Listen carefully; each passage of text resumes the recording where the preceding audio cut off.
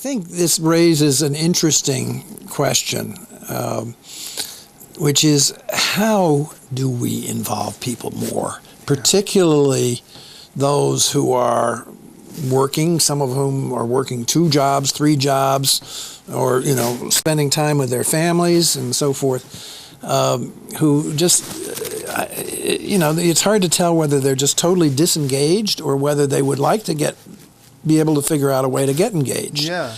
And I don't know if you have had thought about that or... Well, it's... I guess because you're an anomaly. There's no question about it. People like you come along every once in a while, but not many step forward and want to do what you've done. So, how do you get people to do that? Well, you asked me what have been some of the challenges, and one of the things I've really learned this year is that you always focus on small goals, little things you can do. Don't look at, keep the big picture in mind, but move forward progressively.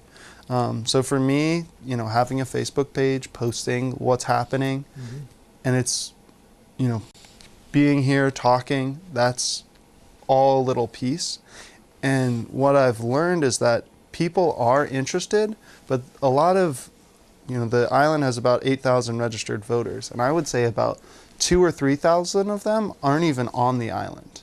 They're off, they have a house somewhere else, they're students, they just never changed their registration, but they'd like to be involved. I hadn't thought of it. Obviously, that's true. I hadn't thought of it as being that many. Yeah.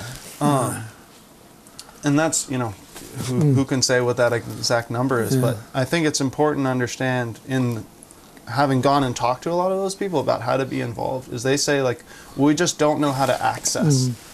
They want to be involved, but there's no real, way to get in. So part of that has been, trying to do, a video update, weekly for me with Channel 18, and that's been, I've been working in front of the green screen, getting that organized the same way Libby does an update, but for trying to get kids involved, people my age being a lot of people are oh my goodness, government is so scary and complicated, I don't understand it, don't know what's going on, and I say, no, it's not, it's just like anything else, you're afraid of what you don't know, so it's piece by piece talking to people. It builds confidence in people to ask questions, and I talk with students at the Lighthouse School.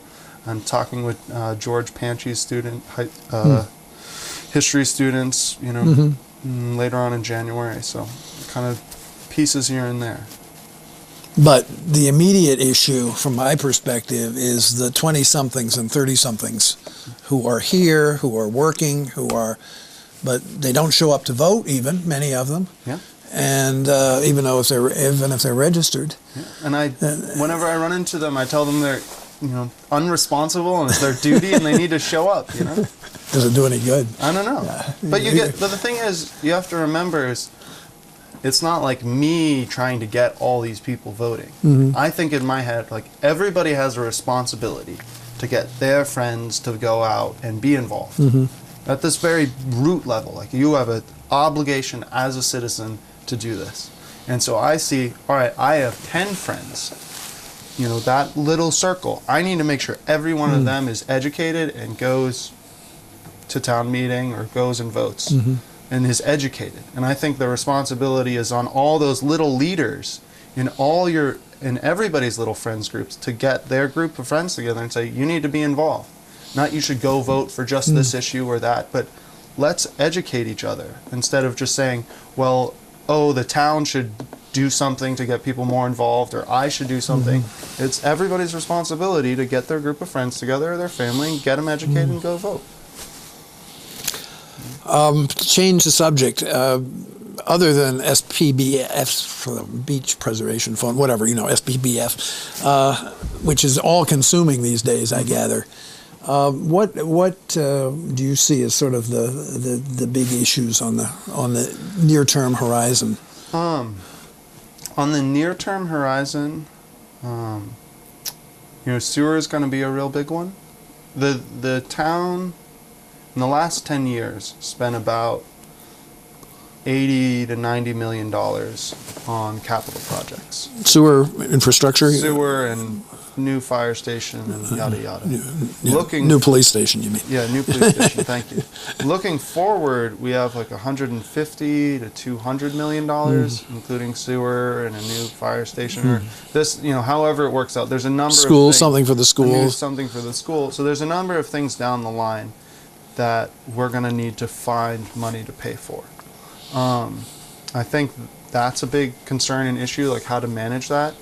How to manage that while dealing with our unfunded liability and realizing that we have to deal with it ourselves. I don't think, a lot of people say, well, the state is going to help us out, or the feds, or they're going to sort something out in the laws.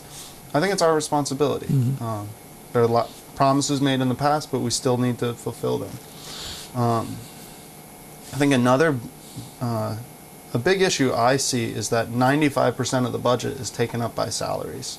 And so it gives very little wiggling room for the town to move when it wants to do something very progressive for the people. So I'm interested in finding ways to free up funding so that we can actually do some of these projects. Well, traditionally, it's sort of been 80% salaries, 10% debt service, and 10% quote discretionary. Yeah. But I think that discretionary debt service hasn't really changed. Yeah. So it's the discretionary that's really being squeezed. Yeah. Yeah. And that means even a lot of little things don't get done, like the fixing roads, fixing here and there, roads, a little patch here and there, or the painting of the lines, or whatever. Yeah. Trimming the brush, those day-to-day things. So that's definitely an issue. Anything else? Anything else? The big issues coming down the line. I think the hospital is going to be a big one. Where that ends up, the board is very involved in that. It's not just a private matter; it's a whole community matter. I think when we think about building a new hospital, we need to think about what kind of We'll give you a great example. When I go into the hospital, there's fluorescent lights. They give me a headache. Everybody I've ever talked to gets a headache from fluorescent lights. Why would you build a hospital that makes people sick?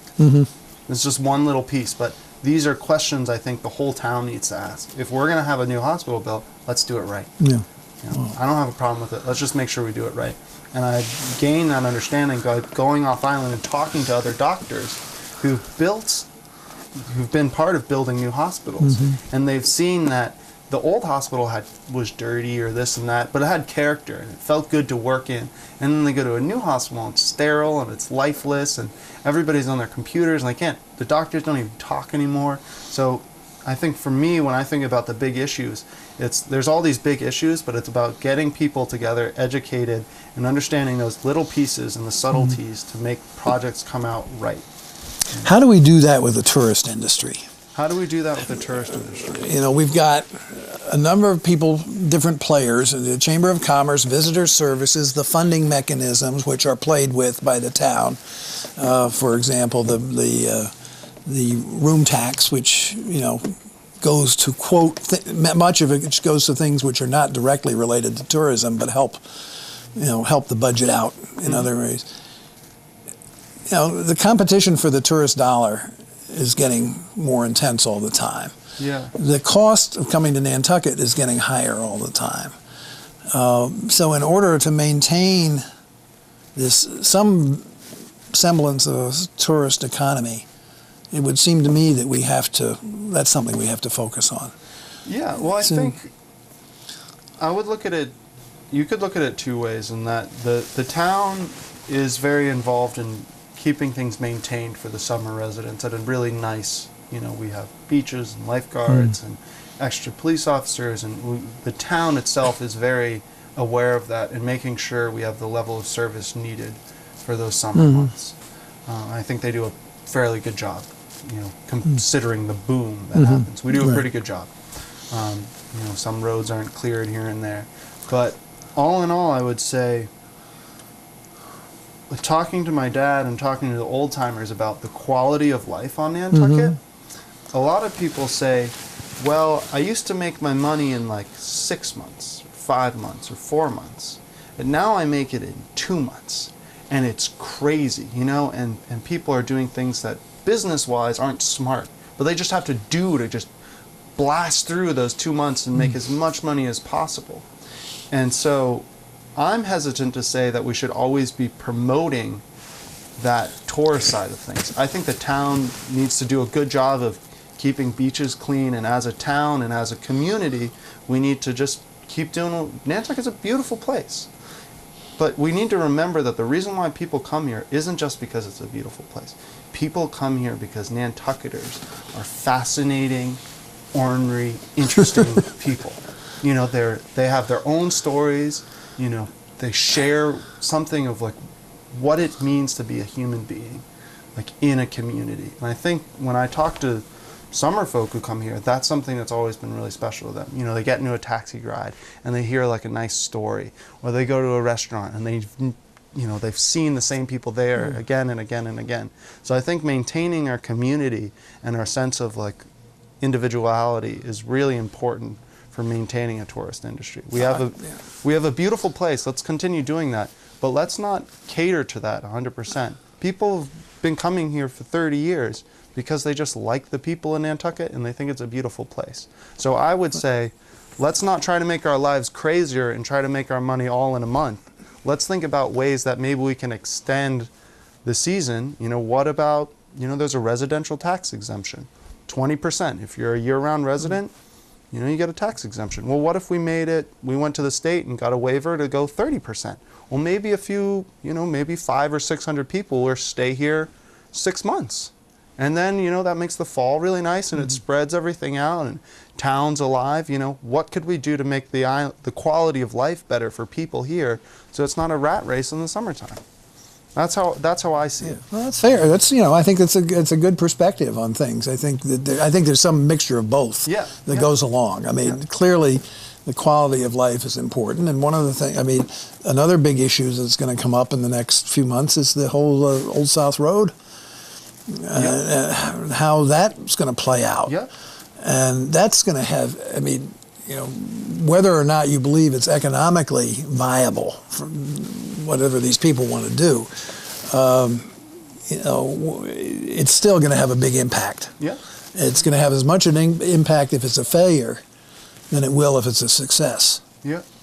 And so that's something that seems to me that needs to be given considerable thought in terms of, you know, what do people really want? You hear everybody say, well, we want another grocery store here because, you know, the Stop and Shop's prices are too high. Well, but, I might say not. I think it's a lot of flaw. It's a personal flaw when I ask myself, like, what do I want? It makes much more sense to me when I look around at other people and I look out at the world and I see people in different cultures or different communities that are really enjoying their lives and living a life that isn't in conflict with itself. Meaning, you know, when we go to the Stop and Shop, we're like buying tomatoes picked by an immigrant population that we don't support in this country, which I think is appalling. And saying, well, we're paying too much for tomatoes when they're not getting paid entirely. You know, there's no... You know, the workers at the Stop and Shop aren't being paid, I don't think, very fairly. You know, we heard there was an issue this summer. Some Chinese immigrants came. They didn't have housing. They were mistreated. It was on the front page of the paper. Do we want to continue to... now you're getting into a real... Now I'm getting into the real issue. You are. You absolutely are. But if we don't acknowledge that, and we don't ask the question, well, what do we want? We want another grocery store. I ask people, look around at other communities and say, well, what makes their community really nice? I love going into the, you know, a little grocery store and being able to talk to people. I don't like going into the Stop and Shop because I don't feel comfortable there. As a space, I want to talk to people, but I also feel rushed and it's awkward and it's like there's a bunch of products I don't even want to buy. So I say... Somebody does, though. Somebody does, but that doesn't mean they're healthy. You know, no, just because someone can doesn't mean it's a good thing to buy them or that we should condone it. Well, look at other communities. The Vineyard, they don't have any big superstores. They've got a larger population than us. They got a bunch of small grocery stores, and everybody's very happy. The prices are competitive. I don't know. I've never been there. Seriously. But there's a lot of small grocery stores off island, and you know. Yeah, They really work for people, and people like that, you know. And they like going and talking to their grocery man. What's fresh today, you know? That's what we need to be thinking about. We don't need to be thinking about, you know, these other superstores trying to bring in and create competition here. Well, there's no competition. You know, they already have, you know, they're going to drive out the Annies and the green grocers of the island and the food co-op even further. And the drugstores. And the drugstores, you know, exactly. Yeah. So it's, but, you know, again, we've got to be prepared. You've got to be prepared. And somebody has to take a leadership role to do that. So anyway, fascinating, Tobias. Thank you very much. Tobias Glidden, selectman, and someone with an interesting perspective. Thank you, Dan.